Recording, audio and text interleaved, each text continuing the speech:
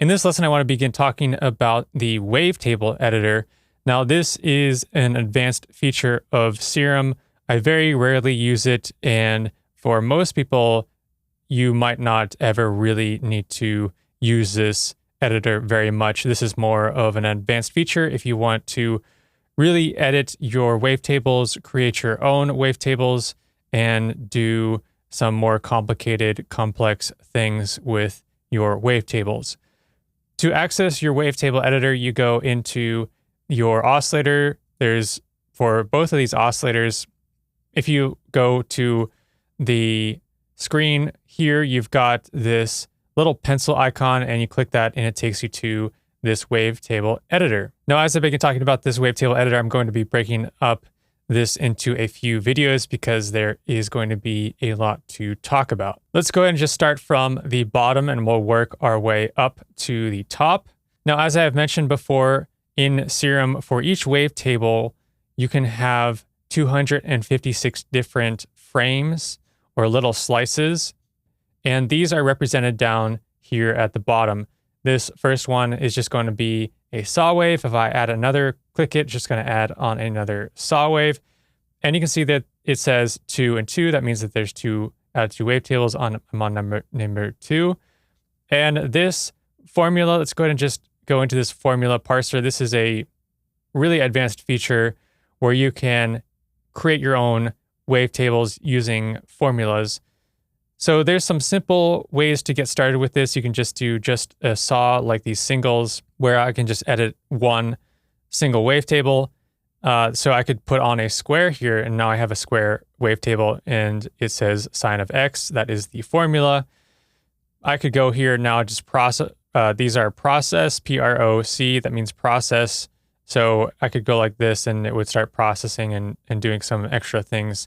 But that's already a square. So let's say I just go to this one and do process squarify, just going to turn it into a square. So you have a bunch of different formulas you can put into this formula parser. You have these multis. These are like the ones already. There is a wavetable position called Icon has kick drum. And so if I go to that multi, then it's going to start filling out this whole wavetable of all the different positions down at the bottom here. And I can scroll through them, just scrolling up and down this thing like that. So, and if I want to get back to just initialize everything, delete all this, then I can go to this add remove in it all. Now, for really understanding the wavetable editor, I recommend going into the manual for Serum to go over and really understand what is happening and what these functions do. So here is a section on this formula parser. Even in the manual, it says something most people probably have no desire to explore because you're using things like calculus and doing cosine, sine, all these things you can enter in and create different formulas. And this gives you a guide as to what these formulas you can use in the formula parser. So you've got some, you can put pi in there, and then it explains the presets menu. Now, if I did really want to get involved into entering in formulas, I could go and create my own. See, there's user singles, user multis. Of course, I haven't done this yet, but if I wanted to access that and enter in my own formulas, I would have to go into, I'm going to hit this show Serum preset folder. I would have to go into the system and then edit one of these text files. These text files, if you can see, this says sine, this has a formula, and then it has the name Icon has kick drum. So what you do is you go into one of these user singles, user multis, and enter in your formula, and then enter in your name in the brackets, and that's how you can get insert your presets for the formula parser.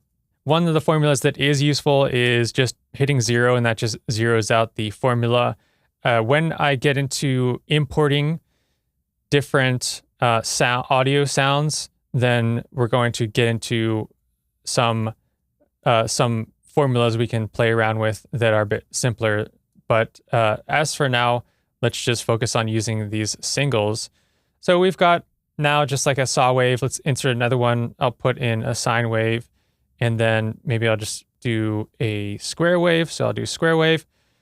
And now I've got 3 of these things. So I can do copy, I'll hit copy, and then maybe I just had it on the 3. So let's say I'll paste it now, and now number 1 is a square wave. Just copy this, I can go like this, and now that's a sine wave. If I just click and drag, I'm rearranging them. If I hold down shift, I can select 2 of them together. I actually think that, so I'm actually selecting this now, and let's see if I don't think I can move them all at the same time. So I guess you can only really move these one at a time. So then you have up here, you can do plus and minus. I can delete these wavetables I just created. I can hit the plus and then it duplicates. If I made a mistake and want to undo it, I can just hit this undo.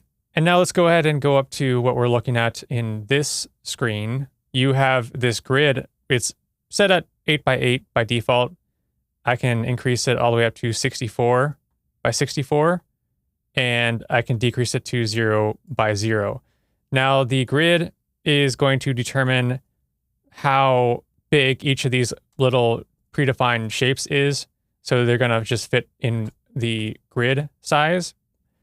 So you've got some different options. I'm just clicking, holding, and dragging this in and creating my wave table. I've got this one. It's just like a little sine wave. There's this dotted one that kind of smooths it out. And let's initialize that and maybe make some adjustments like this. There's this one that smooths it out even further. We've got connects them even smoother because it was all jagged and just makes it a bit of a smoother wavetable between each of these points. We've got this one that you can click and drag them up and down. There's this one that adds like noise. And I'm just clicking, dragging it up and down to change the size.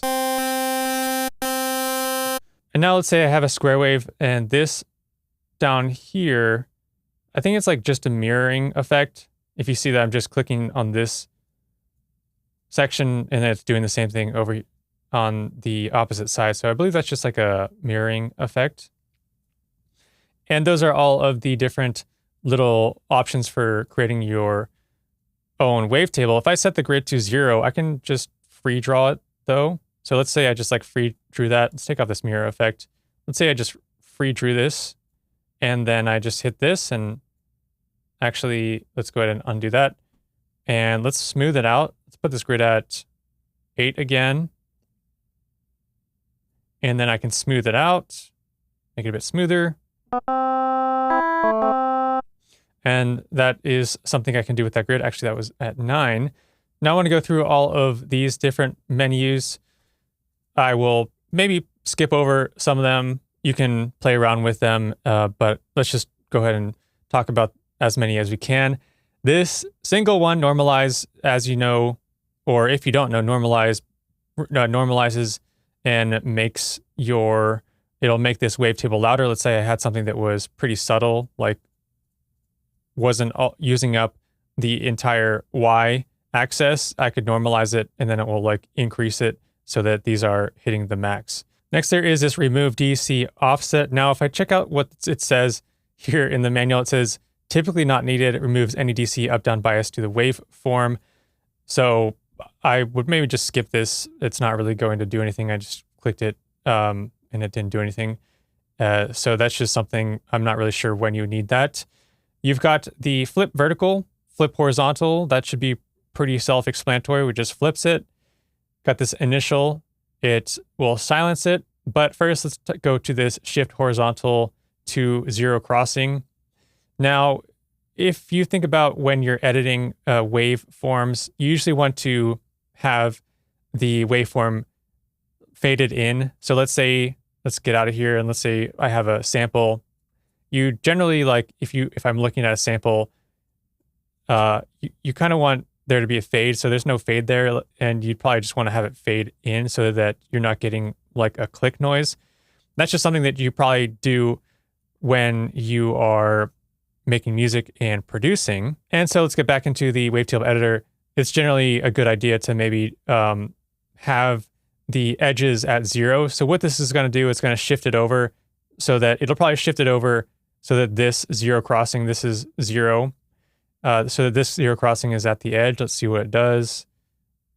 So I believe that just shifted it over to there. Yeah, it just shifted it over, and then this little square appears over here. It's not going to change the sound, but if I had like a lot of wavetables, then this would, and I was like shifting through these wavetables, then it'd probably like reduce the clicking, or if there were any clicking. Then you've got initial, this will silence it. This will just mute it all out like that. Let's go ahead and just add on another waveform like this. We can fade the edges. Once again, this is good for fading out the edges if you don't want to have any like clicks on the edges. If you're moving in between wavetables, like scrolling through them. If I have a lot of wavetables down here, there's the fade edges, X fade edges filter. According to the grid size, that's going to take out some of the higher frequencies of the sound. So let's say I had, that was my sound, and I'll filter it. It's going to filter out all of that like noise. Sample redux at the grid size, add a bit of bit crush. You can barely see it, but it's adding a bit of sample reduction. And then you can send this to the noise oscillator. Now this single process is just going to process this one wavetable slice frame that I am looking at. If I have a lot of them, like if this one is, if I have 2 of them, then we can go to this process, and this is where it is going to process all of them together. So for the process menu, there's all these ones that I've mentioned, and there's a lot more down here. Removes a fundamental HPF, that's a high pass filter. Fundamental being like the main note. It's essentially just going to remove the low end, and then you'll keep those higher harmonics frequencies.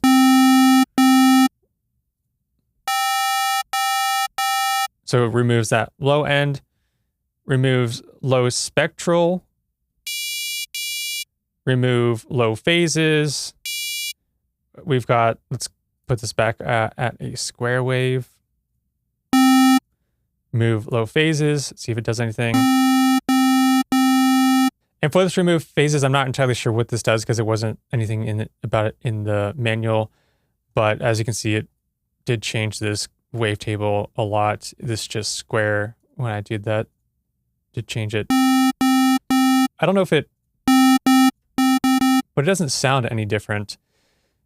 So anyway, we've got the sample redux again, resize the tables to be half. Let's go ahead and do that. So now we have down here, this now takes up 2 different wavetables, and resize tables to be double. So it does the opposite, puts it back into 2 again. Let's see what else we've got. Create PWM from this table to all. And let's go through and scroll through what is happening, changing the width of the pulse, I guess. Kind of like if I go into the analog wavetables, there are some PWM wavetables.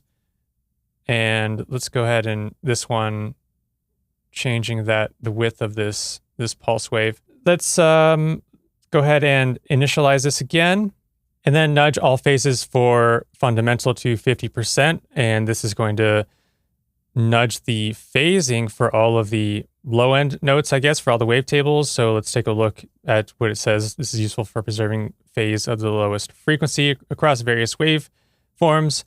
And then like this is the manual, and it doesn't explain after that what the rest of these things are doing. So set spectra, this frame to all.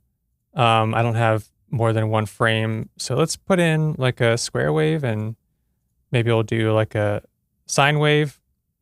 See if this does anything. Set spectral, this frame to all. So now just change all those to sine waves. So these are just more things to play around with. If you do make a mistake that you don't like, just undo it down there at the bottom. Blur spectral. So I guess it's blurring these ones. It's probably just the spectral content of whatever that wave table frame. It's probably applying it across all of the different frames. Now the spectral content is like all of the harmonic content that is contained in that wave form. So shift horizontal to zero crossing, talked about that. And we've got blur the phasing, blur the spectral. So I guess you can adjust the rest of the frames. Like if I'm on this frame and apply the phasing or spectral content that is in this frame to like the other frames. So now let's get into the morph. Now the morph, if I have, let's say I have these two, I have a saw wave and a square wave. If I want to morph this, then it's going to create 256 different slices in between these two wavetables. So I can do crossfade. And then what it does, this says 1, this says 256. So if I scroll through now, you see that there's 256 different slices in between these two waveforms. This spectral is going to, let's go ahead and undo that. The spectral is going to crossfade some of the spectral content of both of those wavetables as well. So now let's scroll through this and see how this one looks. So you can see this one looks a bit different as we scroll through these two tables. And once again, I'm just referencing the manual again. So this is the crossfade is the default. The second one is what additive synthesizers do, just combining like the spectral and the phase content of the next table and kind of using that to crossfade them. And then these other morph options. So I'm just going to go through these on the manual since that's probably the easiest way to understand it. So that's the same. This one's the same as the spectral, but the content of the fundamental is zeroed for all source tables. The fundamental is kind of like the lower frequencies of your wavetable. And we've got this one, but all the phase content is discarded. And then there is the remove morph tables. So this just is like an undo. So those are all of the things in this morph. Let's go ahead and try this one. It's kind of interesting. And let's undo that. Now let's talk about the add and remove. So the init all is how you get back to the default. You can insert a wavetable. Like let's say I copy this and actually let's just init all everything. And I will create a new wavetable. Let's do a square wave. And let's have this highlighted on the 2. Let's add remove. Let's do insert at current index. It's just going to insert another one. So it's the same as using this plus and minus down here. You can insert or remove. Remove multi-selection. So if I select both of these, I hit shift to select those, then I can hit this and it will remove both of these. Remove beginning to the selected. So if I select this one, then it's going to remove this one before it. If I do remove selected to end, it's going to remove the one after it. So we can just remove selected to end. And then I can just remove all of them except for the selected one. And I can, if I had 256 wavetables, then I could say, hey, let's reduce it to 128, or let's keep it to only 4. So those are all of the add remove options. Then you can also sort, if you have 256 wavetables, you can sort them, and you can sort them by the spectral content. So you can try these sort options, and if you have 256, let's see if I can create a square wave. And let's go ahead and morph spectral. Now I have 256 of these. And maybe I'll do something kind of weird. Let's go to process, process octaves only. I wonder what that is going to do. All right, so now we can see all of these wavetables created. And let's see if this sort does anything, changing the order at all. So we got that sine wave, and then this shape is toward the end.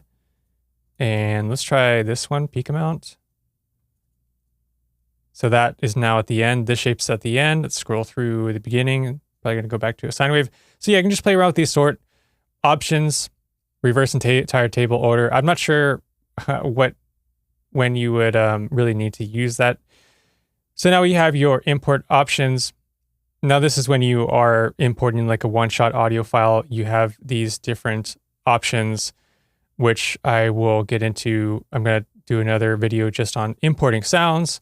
And I've talked briefly about these ones, but it's similar to if I just were to drag in a audio file here, you would see those options. And then you can export your wavetable, so this gives you all the options for exporting. And let me just initialize this and we'll talk about this top part. So there is the zoom. I can go to zoom 4x. I can edit the oscillator for oscillator A and oscillator B is up here.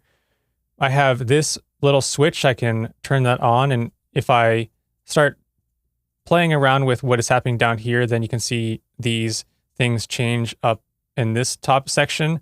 Let's go ahead and initialize this. And now see those aren't changing because I didn't have it connected. Let's initialize it again. Now let's go ahead and just put the zoom on 8x. And let's talk about what is going on up here. Now, basically, let's do initialize this to silence. And so there isn't anything there.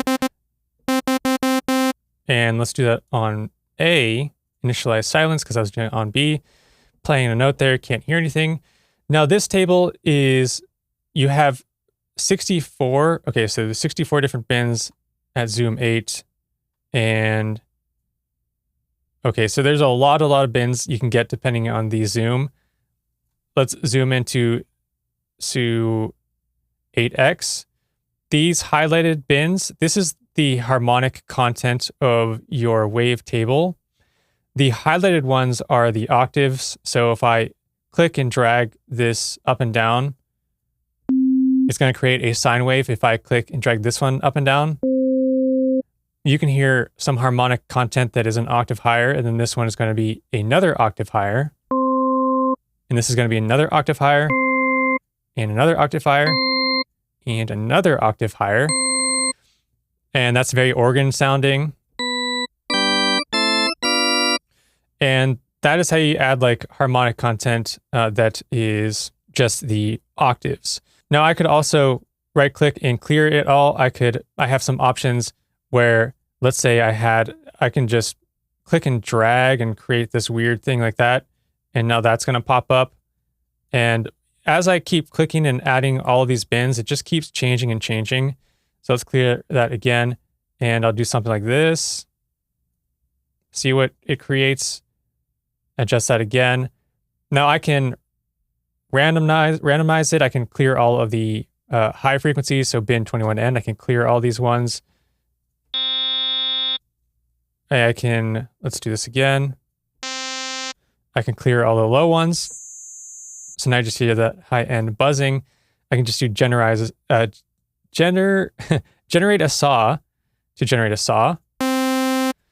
We've got some more randomized options. We've got, let's see, draw even harmonics only. So if I do this and clear it all, I can only draw on the even harmonics.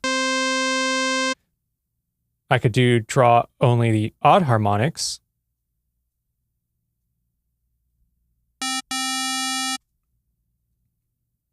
Snap vertical draw to quarters.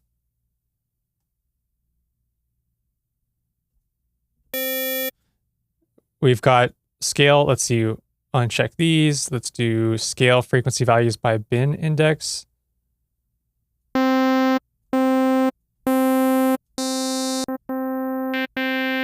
I'm not exactly sure what that is doing. So anyway, those are the options if you just right click, and this is just how you can generate these like random wave tables. So let me clear all of this and we'll just put in one bin to create a sine wave. And then down below, this stuff is these bins down here is the phase. So if I drag this up, the phase is going to be like shifting this wavetable left or right. So if I create this bin, then you can see it's starting to just shift this sine wave. So this relates to each of the harmonics. So let's add a second one and then add some phase into that. Just going to be like shifting it around.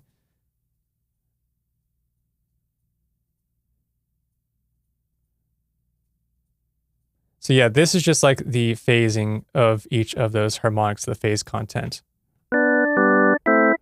So there you have something that is organ-like again. And this repeat action button, let's clear all. Let's do randomize low 16 bins. If I do this repeat action again, it's just going to do that action, the last action that I did. So I can just...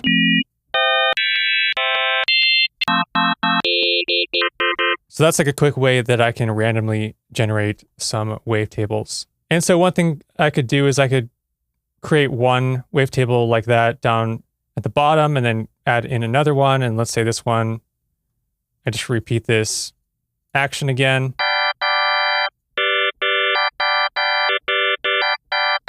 And now I have two different wavetables. I could now morph these together using the spectral morph, and now I have 256 different positions in between those two wavetables.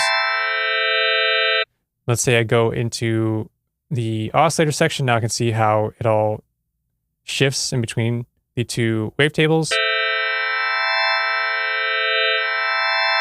It's pretty cool. And in the next lesson, I'm going to be discussing more about how to use the wavetable editor when you are importing audio files.